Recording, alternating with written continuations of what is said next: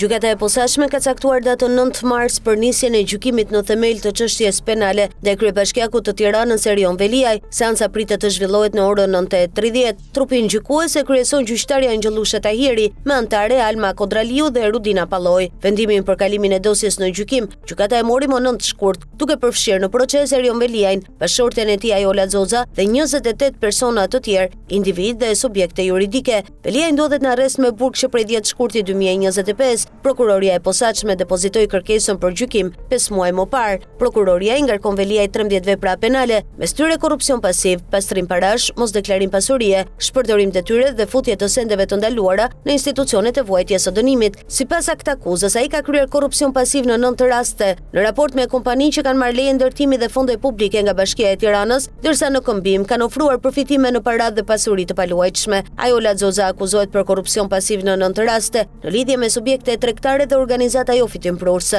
Ajo përballet gjithashtu me akuza për pastrim parash, mosdeklarim pasurie dhe fshehje të ardhurave. Në të njëjtën çështje, disa biznesmen akuzohen për korrupsion aktiv ndaj funksionarëve të lartë shtetëror ose të zgjedhurve vendor, si dhe për fshehje të ardhurash dhe pastrim parash. Ish-deputetja Klotilda Bushka akuzohet për veprime që synojnë pengimin e zbulimit të së vërtetës. Gardiani i burgut të Durrësit, Fatjon Baci, akuzohet për futje ose mbajtje të sendeve të ndaluara në institucionin e ekzekutimit të vendimeve me burgim, pasi i ka dhënë telefon Veliaj gjatë transferimit nga qelia në gjykatë. Në 2 raste, gjykata do të shërtoj provat dhe pretendimet e palëve në vijim të procesit.